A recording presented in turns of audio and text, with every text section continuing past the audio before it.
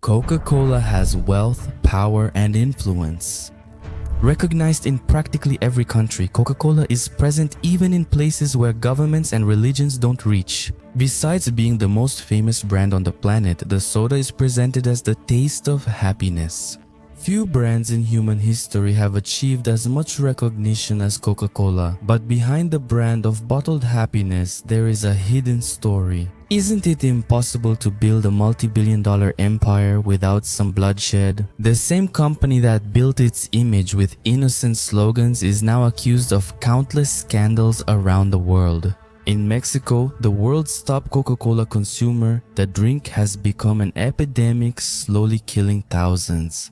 Everyone talks about the secret of the Coca-Cola formula, but the real secret was never inside the bottle. It's in the power it gained outside of it.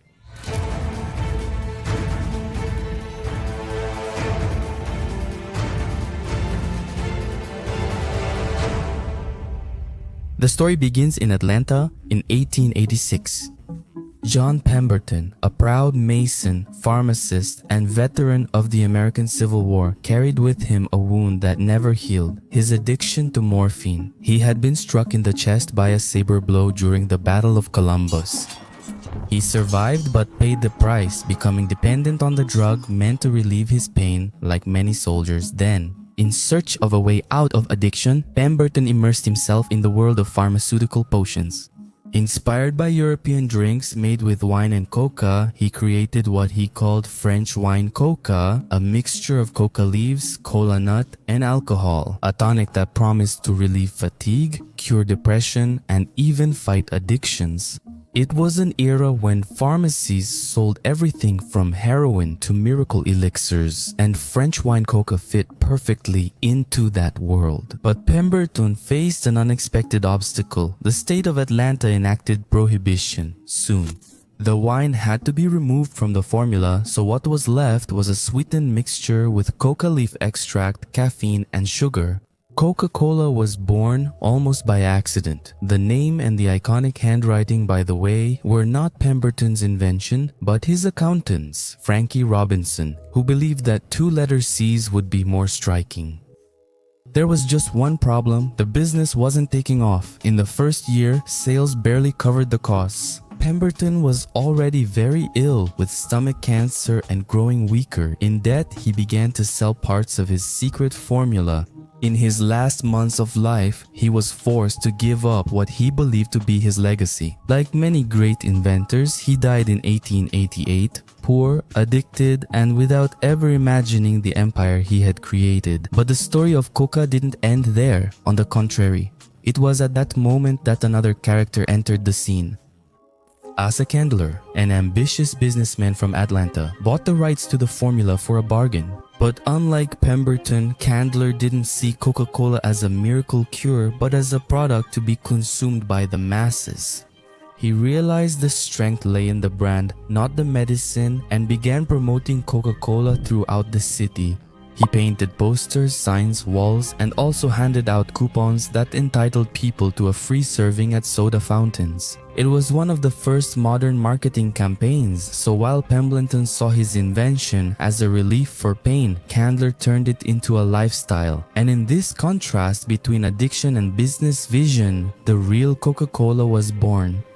Pemberton created Coca as an escape from his pain, and Sam Candler turned that escape into a business. One man left an accidental legacy, the other built a conscious empire. And that empire would grow, fueled not by pharmaceutical talent, but by something much more powerful: the manipulation of human desire. In 1850, the average person ate under 2 kilograms of sugar annually. In 2017, an American consumed the same amount every 11 days. How did this happen? The thing is, sugar wasn't just another sweetener. It was one of the engines of capitalism, drove the transatlantic slave trade, supported colonial empires, and shaped the Industrial Revolution. In 18th century England, tea with sugar became the workers' meal. It was cheap energy to keep factories running. Sweet addiction spread as fast as the steam engine, and this already dependent culture supported coca. When the formula lost in 1903, it gained something just as addictive, a massive dose of sugar.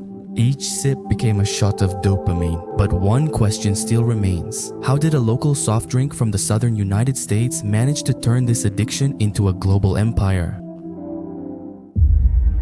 Robert Woodruff turned Coke into a marketing giant in the 20th century. His father had bought the Coca-Cola company from the Candler family for $25 million in 1919. Robert then took over as president and began running the company his father had bought. The goal shifted from selling a soft drink to selling a lifestyle, identity, and happiness. Bottled during World War II, Coke made a brilliant move, even with sugar rationing. At the time, they promised American soldiers that a bottle would always cost 5 cents anywhere on the planet. They literally built dozens of Coca-Cola bottling plants next to military bases. One was in Parnamirim, Brazil, in Rio Grande do Norte, where the United States built the largest air base of the conflict, serving as a stopover for American aircraft heading to North Africa. So, while the troops were fighting in Europe and the Pacific, Coke was infiltrating the local habits. Wherever the American tanks arrived, the red bottles arrived too. When World War II ended, Coke was no longer just American, it was worldwide. But every empire ends up revealing its dark side. In Coke's case, this side appeared through resource exploitation and the quiet destruction of entire communities. In India, entire villages reported Coca-Cola factories for drying up groundwater and leaving the population without drinking water. Every morning, Urmila faces the same problem when she goes to the stove to get water. She has to lower the stove even further. And this, even though the village is only 3 kilometers away from the Coca-Cola plant with its huge industrial water pump. Urmila can't cook with this dirty water. She has to go far to get drinking water. In Colombia, unions have accused the company's suppliers of persecuting and even murdering labor leaders.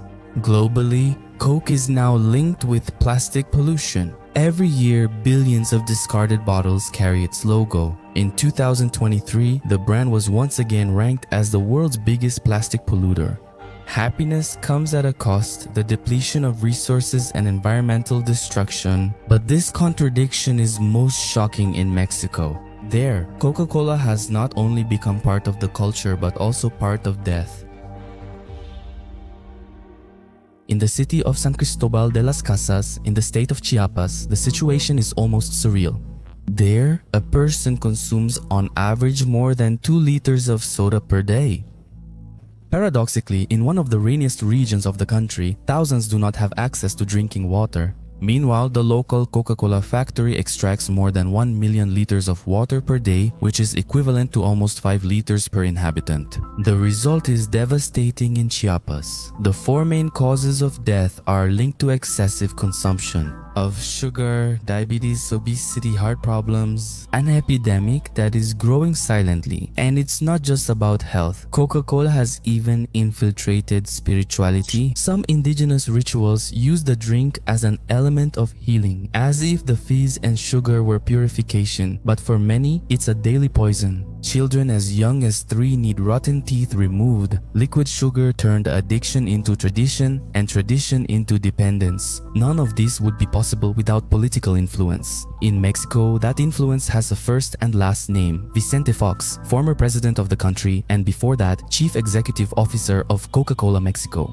During his administration, water concessions were renewed without resistance, proposals to tax soft drinks were shelved, and public health campaigns were stifled by industry pressure. While scientists warned about the risks, Coca funded research that downplayed the link between soft drinks and obesity and promoted initiatives that blamed a sedentary lifestyle instead of sugar. It was the old strategy: sow doubt, delay regulations, protect profits. Exactly like the tobacco industry had done decades earlier, but with one difference. While cigarettes killed millions in the 20th century, sugar promises to cause even more harm in the 21st century.